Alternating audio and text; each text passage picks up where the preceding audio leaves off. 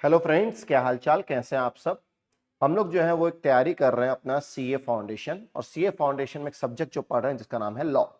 Law में basically मैं आपको 5 इंट्रोडक्शन टॉपिक दूंगा, जहां पर आपको मैं एनालिसिस बताऊंगा कि कैसे अपन लॉ का तैयारी कर सकते हैं। सबसे पहला मैंने आपको इंट्रोडक्शन क्लास दिया था, अगर आपने नहीं देखा है तो आप जाके देखिए।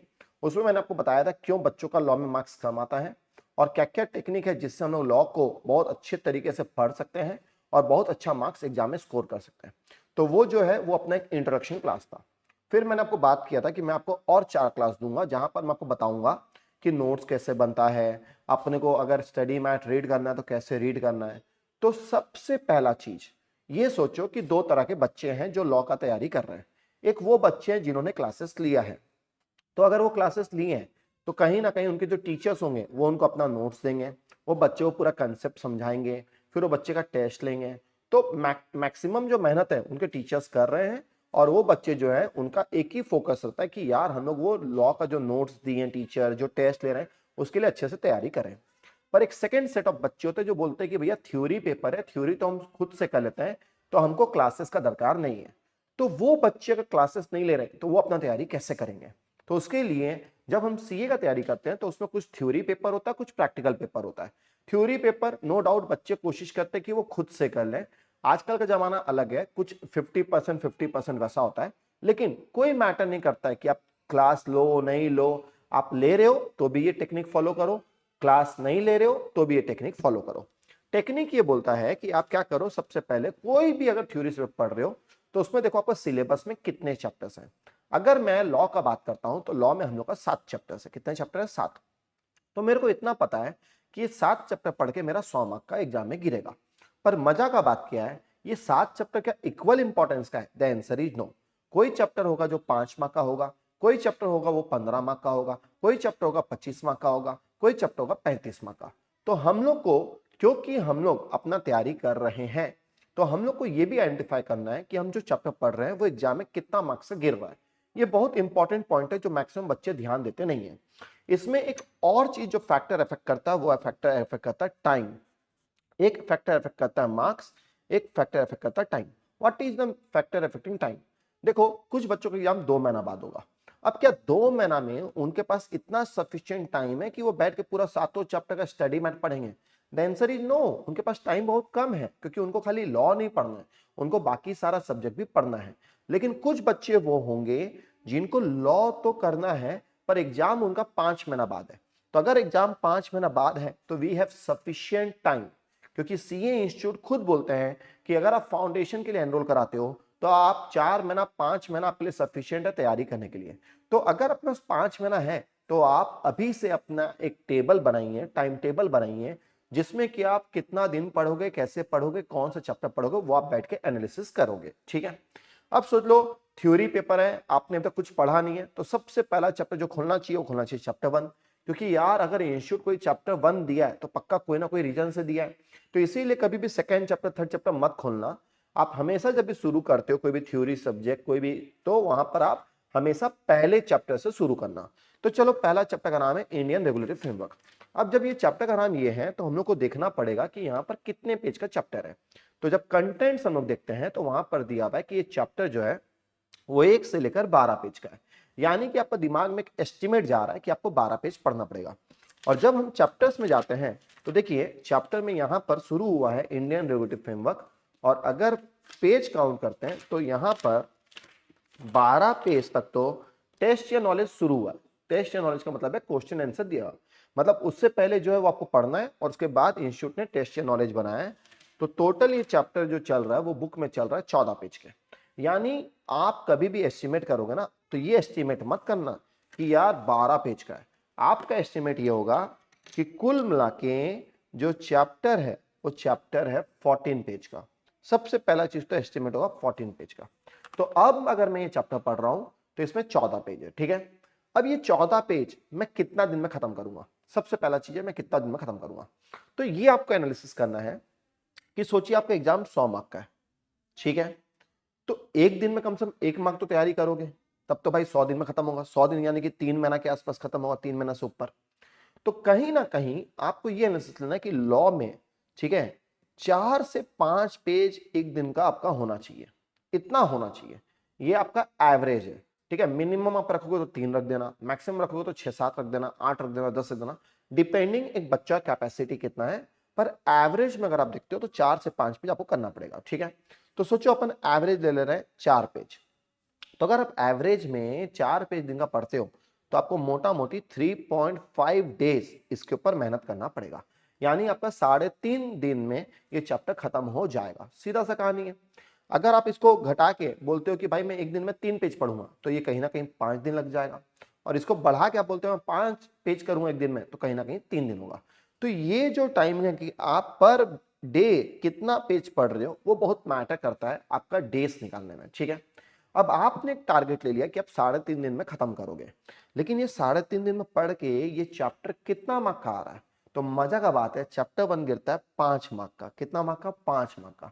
यानी आप एक दिन में मोटा मोटी 1.5 मार्क का तैयारी कर रहे हो। लो जी, पर डे, ये है सबसे बड़ा इश्यू। तो आपको कोशिश करना है कि दिन का जो भी आप पढ़ाई कर रहे हो ना, वो कम से कम 2 मार्क का हो, कम से कम 2 मार्क का हो। तो अगर 50 दिन भी तैयारी करोगे तो 100 मार्क का आपका ऐसा तैयारी होगा। ओहो, तो ये टेक्निक है जहां आपको एनालिसिस करना है। अगर कोई चैप्टर सिर्फ 5 मार्क का आ रहा ना, तो आपको उसको ज्यादा से ज्यादा 3 दिन देना है, 3 के ऊपर दिन देने का दरकार नहीं है। तो ये जो परम्यूटेशन चल रहा है, कॉम्बिनेशन चल रहा है, प्रोबेबिलिटी चल रहा है, ये सबसे हम लोग को एनालिसिस करना है कि कौन सा चैप्टर में कितना टाइम देना है, कौन सा चैप्टर कितना इंपॉर्टेंट है, और कौन सा चैप्टर कितना मार्क्स एग्जाम में गिर रहा है। ये सारा बैठ के हमको पहले एनालिसिस करना है। इसके बिना हमको चैप्टर स्टार्ट नहीं करना है, क्योंकि हमने अगर एक मॉडल को स्टार्ट कर लिया एंड देन फिर सारा चीज खत्म करने के बाद हमको पता चलेगा कि यार वो एग्जाम में गिरता नहीं है, तो हमने अपना कितना टाइम वेस्ट कर दिया। खुद सोचिए, तो अगर ये एग्जाम में 15 मार्क का गिरता, तब तो भाई मैं इसको बहुत अच्छे तरीके से पढ़ता। पर क्योंकि एग्जाम में सिर्फ 5 मार्क का गिर रहा है, और तो मैं इसमें 3 दिन से ऊपर नहीं दूंगा। क्या आपको कैलकुलेशन समझ में आया? जी भैया, ये कैलकुलेशन अपने को समझ में आया। तो अब हम लोग कैलकुलेट कर लिए कि यार ये चैप्टर को है ना अपन है ना 3 दिन में खत्म करेंगे। कितना दिन में खत्म करेंगे? 3 से 4 दिन में खत्म कर लेंगे। अब चैप्टर 1 में यहाँ पर लिखा हुआ है इंडियन रेगुलेटरी फ्रेमवर्क। जब भी कोई चीज पढ़ते हो ना, लाइन बाय लाइन पढ़ो, ये रूल को याद रखना, लाइन बाय लाइन पढ़ना। तो सबसे पहला टॉपिक लिखा है लर्निंग आउटकम, कि ये चैप्टर पढ़ के आप अल्टीमेटली क्या सीखने वाले हो। इसको अपन वर्ड बोलते हैं लर्निंग आउटकम, इसको अपन वर्ड बोलते हैं लर्निंग आउटकम। तो ये चैप्टर पढ़ के हम लोग क्या सीखने वाले हैं? तो लिखा है after studying this chapter you will be able to understand meaning of law and its sources. तो ये लोग बोलता है कि ये चैप्टर तुम पढ़ लेगा ना, तो तुमको लॉ का मतलब क्या है वो समझ में आएगा, और कहां से लॉ आया वो सब समझ में आएगा। दूसरा लिखा है type of law in Indian legal system, जो हमारा देश है भारत, उसमें किस किस तरह के लॉ चलते हैं। तीसरा लिखा है एनफोर्समेंट ऑफ लॉ, लॉ में कैसे आप कानूनी दावपेच खेलते हो। और चौथा लिखा है introduction to major regulatory body such as ministry of finance, MCA, SEBI, RBI, IBBI and ministry of law and justice. तो ये जो रेगुलेटरी बॉडी है हमारे भारत के, उनके बारे में कुछ हम लोग को इंट्रोडक्शन दिया है, जानकारी दिया है। तो ये हमने लर्निंग आउटकम पढ़ा। क्या मेरे को इसको याद करना है? The answer is no. ये लर्निंग आउटकम है। आपको खाली ये नॉलेज रखना है कि अच्छा, अगर मैं थ्योरी सब्जेक्ट पढ़ रहा हूं और उसमें ये चैप्टर पढ़ रहा हूं, तो मैं ये चैप्टर पढ़ने के बाद मेरे को जानकारी क्या क्या मिलेगा। मेरे को ये पता चलेगा कि लॉ क्या होता है, लॉ कहाँ से आया, इंडिया में कौन कौन सा लॉ लग रहा है, कैसे उसको एनफोर्स किया जाता है। और अगर हम भारत देश का बात करते हैं तो वहां पर जो अपने रेगुलेटरी बॉडीज हैं उनके क्या फंक्शंस हैं, उनके बारे में नॉलेज अपने को मिलेगा। तो ये याद नहीं करना है, ये सिर्फ एनालिसिस है। जब आपका चैप्टर खत्म होगा ना, तो वो ऑटोमेटिक आपको याद हो जाएगा। चैप्टर खत्म होने के बाद आपको ऑटोमेटिक वो चीज क्या होगा, याद हो जाएगा। ठीक है, नेक्स्ट चलते अपना लिखा हुआ है चैप्टर ओवरव्यू। तो जब भी आप कोई चीज पढ़ते हो और नया चीज है, वर्ड बाय वर्ड को ध्यान दीजिए, उसको छोड़िए मत। तो चैप्टर ओवरव्यू में लिखा हुआ है इंडियन रेगुलेटरी फ्रेमवर्क, भारत में किस तरह से चलता है। तो लिखा है what is law. What is law में लिखा हुआ है सोर्सेस ऑफ लॉ, कहां से बना, process of law and types of law. तो टाइप्स ऑफ लॉ में लिखा criminal law, civil law, common law, principle of natural justice. तो ये सारा चीज अपन पढ़ने वाले हैं, इसके लिए चार्ट में बना के दे दिया है। ठीक है, तो एक चीज तो अपने को समझ में आया कि टाइप ऑफ लॉ में 4 तरह के लॉ हैं। टाइप ऑफ लॉ में 4 तरह के लॉ हैं, criminal law, civil law, common law, principle of natural justice. और मजा का बात है, अगर आप सीए का क्वेश्चन पैटर्न देखोगे ना, तो सीए में क्वेश्चन गिरा था कि बताइए what are the types of law. तो देखिए, मैंने पूरा चैप्टर नहीं पढ़ा, लेकिन मैं सेकेंड पेज पढ़ते ही मेरे को एक नया चीज मिला कि लॉ के 4 टाइप्स हैं। तो मैं आगे क्यों पढ़ूं, मैं जितना पढ़ रहा हूं अभी तक उसी में से तो एग्जाम में क्वेश्चन गिर जा रहा है। तो जब भी पढ़ते हो ना, उसको रिपीट करो। क्या करो? रिपीट। तो लॉ के ये टाइप्स हैं, criminal law, civil law, common law, principle of natural justice, ये है। फिर आया अपना एनफोर्समेंट ऑफ लॉ कि हम लोग कैसे उसको एनफोर्स करेंगे। फिर रेगुलेटरी बॉडी आया, एक आया मेजर रेगुलेटरी बॉडी जिसमें आ गया minister of finance, MCA, SEBI, RBI, IBBI और ministry of law and justice. और दूसरा आया structure of Indian judicial system, India में कैसे स्ट्रक्चर चलता है। तो ये जो स्ट्रक्चर था ये अपना लर्निंग आउटकम में वर्ड नहीं लिखा हुआ था, तो हम लोग को एक नया चीज पता चला कि जब ये चार्ट बना रहा है तो कहीं ना कहीं जो चीज लर्निंग आउटकम में नहीं भी लिखा हुआ है वो भी बुक समझा रहा है। अभी तक मैंने कुछ याद नहीं किया, बस मेरे को इतना पता चल गया कि लॉ के 4 टाइप्स होते हैं। लॉ के 4 टाइप्स होते हैं, एक है अपना क्रिमिनल लॉ, एक है अपना सिविल लॉ, एक है अपना कॉमन लॉ, एक है अपना प्रिंसिपल ऑफ नेचुरल जस्टिस। ठीक है, अब अपन गए इंट्रोडक्शन में। जब भी पढ़ोगे ना लाइन बाय लाइन पढ़ना है, लाइन बाय लाइन पढ़ने का बहुत बेनिफिट होता है। तो इंट्रोडक्शन, तो क्या लिखा हुआ है, तो जब थ्योरी पढ़ते हो तो जो वर्ड लिखा ना उसको है ना थोड़ा है ना एक्सप्रेस करना पड़ेगा। एक्सप्रेस कैसे करोगे, सोचो आप घर में जो है ना हिंदी में बात करते हो, तो आप सारे इंग्लिश के शब्द को ना हिंदी में कन्वर्ट करो, हिंदी में कन्वर्ट करो। और जहां जो हो सके ना अपना केस स्टडी से कनेक्ट करो कि हाँ मेरे साथ ऐसा हुआ था, हाँ मेरे साथ फलाना डिकाना हुआ था। अगर आप घर में उड़िया में बात करते हो तो आप ये सारे इंग्लिश के शब्द को है ना उड़िया में कन्वर्ट कर दो। अगर आप कोई और लैंग्वेज में बात करते हो तो उसमें कन्वर्ट करो। देखो क्या होता है ना, जो हम लोग का बचपन से हम लोग जो लैंग्वेज में बात करते हैं अगर हम लोग सारे सबको उसमें कन्वर्ट कर लेते हैं तो वो कहीं ना कहीं हमारे मेमोरी में रह जाता है। पर अगर हम कोई लैंग्वेज एवरीडे डिफरेंट बोल रहे हैं और यहाँ पर कुछ अलग पढ़ रहे हैं तो वो याद रखना थोड़ा मुश्किल हो जाता है। तो इसीलिए कोशिश करिए कि अपने लोकल लैंग्वेज में कन्वर्ट करिए। अभी अगर मैं आपसे कम्युनिकेट कर रहा हूँ तो मैं कम्युनिकेट कर रहा हूँ हिंदी में, और मेरे को हिंदी क्या है समझ में आता है, हल्का फुल्का। हल्का फुल्का क्या बात है भैया, ठीक है ना यार, हल्का फुल्का समझ में आता है। तो आप कोशिश करिए इसको हिंदी में कन्वर्ट करने का। तो क्या लिखा है, पॉइंट 1 इंट्रोडक्शन। अब मजा का बात है, कभी भी आप एग्जाम में देखोगे ना तो इंट्रोडक्शन गिरता नहीं है। पर इंट्रोडक्शन क्या होता है, इंट्रोडक्शन एक बंदे को इंट्रोड्यूस करा रहा है। तो ये एक चैप्टर को इंट्रोड्यूस करा रहा है, ये हम लोग को बताना चाह रहा है कि ये चैप्टर क्या है, ये चैप्टर क्यों है। इंट्रो देना। तो आज अगर हम लोग कहीं पर जाते हैं तो लोग क्या पूछते हैं, अच्छा आप कौन है, तो हम लोग बोलते हैं अच्छा मैं फलाना हूँ डिकाना हूँ, मैंने ये किया है मैंने वो किया है। तो इंट्रोडक्शन एक बहुत इंपॉर्टेंट फैक्टर होता है किसी को भी इंट्रोड्यूस कराने के लिए। तो लिखा है, have you ever wondered why you are studying this subject called law. CA institute खुद चाहता है कि बच्चों को ये बात पता चले, तो वो खुद लिखे हैं इंग्लिश में कि क्या तुमने कभी सोचा है कि तुमको फाउंडेशन में लॉ क्यों पढ़ाया जा रहा है। Is it only because it has been prescribe in the syllabus, क्या ये खाली आपको इसलिए पढ़ाया जा रहा है कि क्या ये सिलेबस में दिया हुआ है, और is it because you will need this knowledge as a member of ICAI लो जी। तो कितना प्यारा वर्ड बोला है, क्या ये तुम्हारा सिलेबस का पार्ट है इसलिए पढ़ाया जा रहा है कि कल को जब तुम सीए बन जाओगे, मेंबर बन जाओगे, तो ये नॉलेज तुमको दरकार होगा। सही बात है, कितना प्यारा वर्ड है यार, ऑब्वियस बात है। हम लोग सोचते हैं सिलेबस वास्ट है, सिलेबस लेंदी है, पर वो सिलेबस वास्ट क्यों है, ताकि हमको जानकारी मिले। क्योंकि जिस दिन हम मेंबर बनेंगे तो लोग अगर हमसे पूछेंगे और हम बोलेंगे हमको नहीं पता, तो क्या सोचेंगे, अरे इसको तो कुछ जानकारी है नहीं, तो ऐसे सीए बन गया। तो इसीलिए यहां पर ये बोला जा रहा है कि आप क्यों पढ़ रहे हो, लॉ सब्जेक्ट पढ़ क्यों रहे हो, क्योंकि वो आपको कहीं ना कहीं काम आएगा। तो नेक्स्ट लाइन क्या लिखा है, अवेयरनेस ऑफ लॉ, जानकारी होना लॉ का ये बहुत जरूरी है, इसेंशियल है to become a full fledge chartered accountant. तो अगर आप मार्केट में सीए बनकर घूम रहे हो, अगर आपको लॉ का जानकारी नहीं है तो आप कहीं ना कहीं गलती कर रहे हो। इसीलिए लॉ का जानकारी रखना बहुत ज्यादा जरूरी है।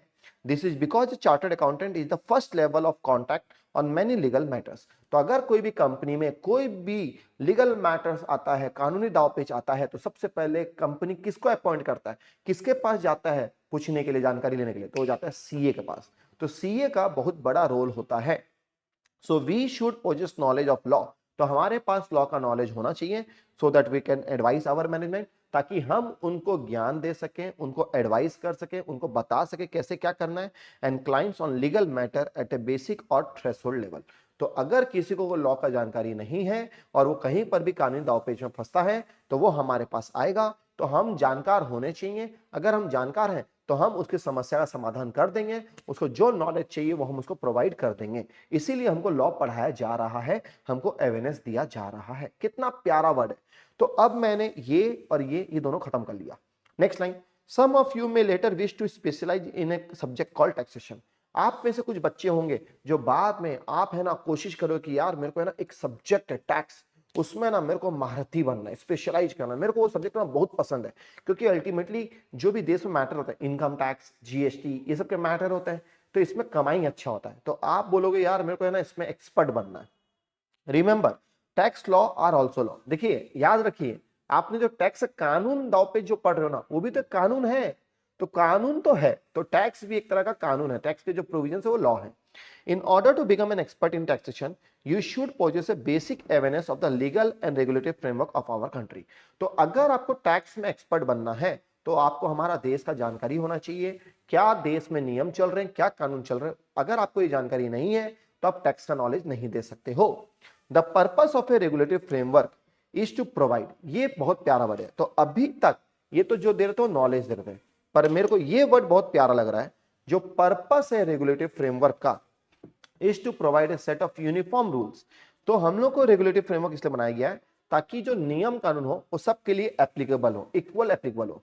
मेरे पास कोई बच्चा पढ़ रहा है, मैं किसी को ज्यादा इज्जत दे रहा हूँ, किसी को कम इज्जत दे रहा हूँ, तो क्या वो सही है? नहीं, मेरे को बायसनेस नहीं होना है, मेरे लिए सबको क्या होना चाहिए? इक्वल। तो उसी तरह से लॉ इसलिए बनाया गया ताकि हर व्यक्ति के लिए वो लॉ इक्वल रहे।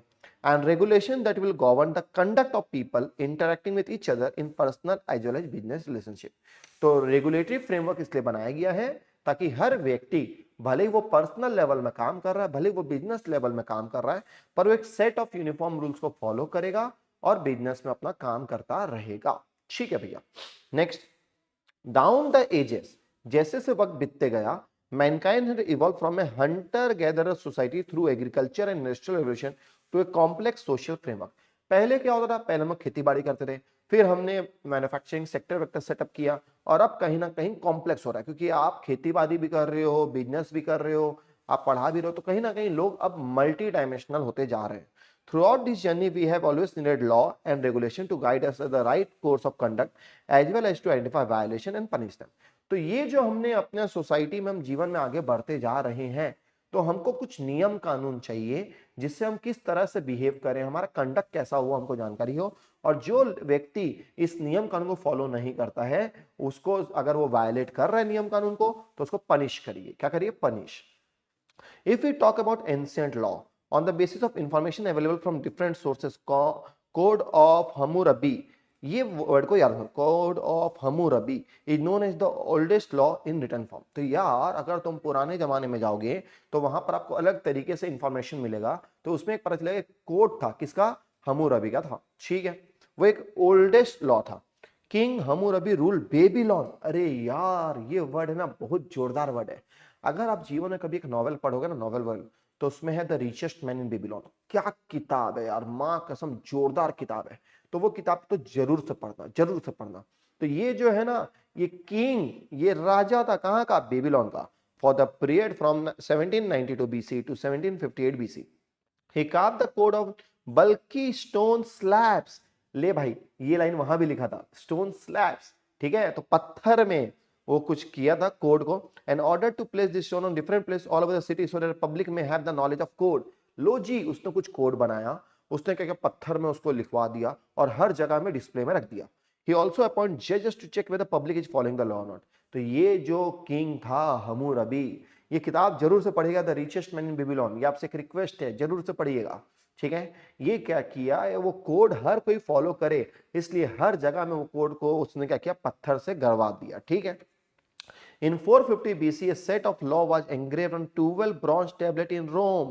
तो अगर आप थोड़ा और पुराना, मतलब उसके बाद का समय में जाओगे, तो रोम में आप देखोगे तो कई सारे नियम कानून लिखे हुए थे टैबलेट्स में, which is considered as first model detailed code of any of the civilization called 12 tablets। तो टेबल्स, ठीक है, टैबलेट्स, यहाँ पर टैबलेट्स लिखा है, यहाँ टेबल्स लिखा है। तो बोल रहा है कि यार रोम में जब ये डिस्कवरी हुआ तो पता चला कि यार यहाँ पर भी कुछ कोड्स हैं, और ये 12 टेबल थे। The purpose of this tables was to protect the right of public. ये क्या मकसद से बनाया गया था? इसका मकसद था कि जो लोग हैं उनका राइट्स प्रोटेक्ट हो। ठीक है, उनको जो हक मिलना चाहिए उनको मिले, and to provide remedy for wrongs. और अगर कोई कुछ गलत करता है तो उसके साथ गलत होगा, जिसने गलत किया उसको पनिशमेंट मिलेगा। All the citizens of Rome were supposed to have knowledge of this tables. हर एक व्यक्ति को इसका जानकारी होना चाहिए। Over the time many amendments were done in this law as per the requirement. और जैसे वक्त बदलते गया, नियम कानून को हल्का फुल्का चेंज करता चले गए। ठीक है, तो in this subject you will be introduced to many law, therefore in this chapter you will first understand how these law are made and how they are implemented। कितना प्यारा किताब है, सोचिए, थ्योरी सब्जेक्ट का यही तरीका है। तो इंट्रोडक्शन बोलता है कि भैया अब ये सारा चीज पढ़ने के बाद आपको ये चैप्टर में लॉ कैसे बना वो बताया जाएगा, ठीक है, और कैसे उसको अपन इंप्लीमेंट करेंगे वो बताया जाएगा। तो अभी तक आपको याद कुछ नहीं करना है, सिर्फ 2-4 वर्ड को बहुत इंपॉर्टेंट एक अपना नोट्स कॉपी में लिख देना है। सबसे पहला नोट्स में ये लिखना है कि जो पर्पस है रेगुलेटरी फ्रेमवर्क का, वो है कि वो प्रोवाइड करे एक set of uniform rules and regulation, ताकि आपको कोड ऑफ कंडक्ट मिलेगा, भले ही आप वो अपना पर्सनल रिलेशनशिप में कर रहे हो या बिजनेस रिलेशनशिप में कर रहे हो। और एक लिख लेना, बेबीलोन का जो राजा था किंग हम्मुरबी, उसने क्या किया था, बल्कि स्टोन्स में लिख दिया था कुछ कोड को, ताकि लोग उसको फॉलो करें, जो फॉलो नहीं करेगा उसको पनिशमेंट मिलेगा। दैट्स इट, आपको बस इतना करना है, ठीक है। तो ये पूरा यहां से यहां तक अगर आप पढ़ते हो, इसको अगर आप कॉपी में लिखते हैं तो आपका एक पेज लगता, पर मैंने आपको क्या बोला, 4 लाइन में कहानी खत्म करो, एक वो 2 लाइन और एक ये 2 लाइन, समझ में आया।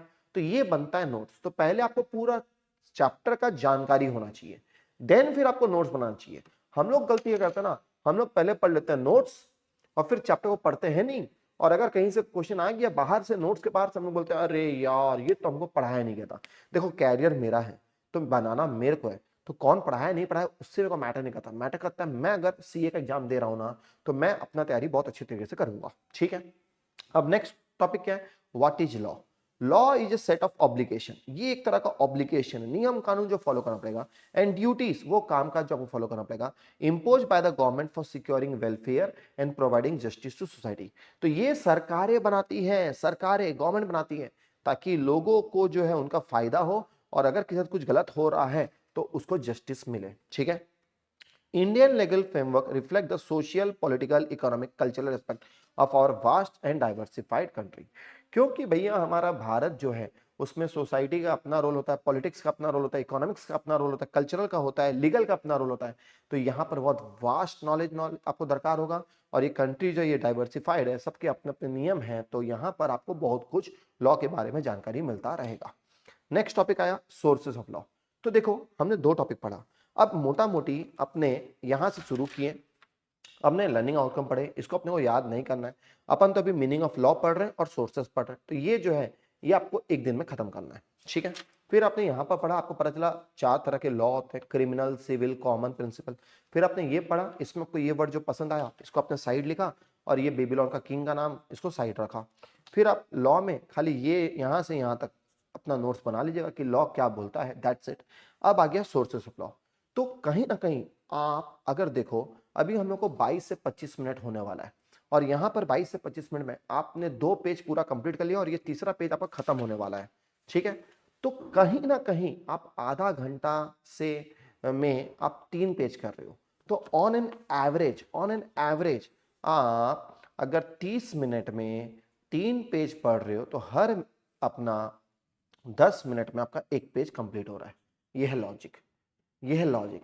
यानी कि आपको है ना अपने आप को है ना टाइम के अंदर ढालना बहुत जरूरी है।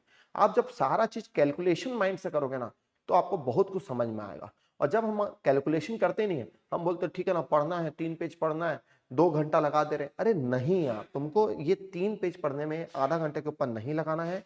और जब तुम ये 3 पेज खत्म कर लेगा, फिर बैठ के इसका नोट्स बना लेना है, और जब भी नेक्स्ट क्लास पढ़ेगा ना तो इसको रिवाइज करना है।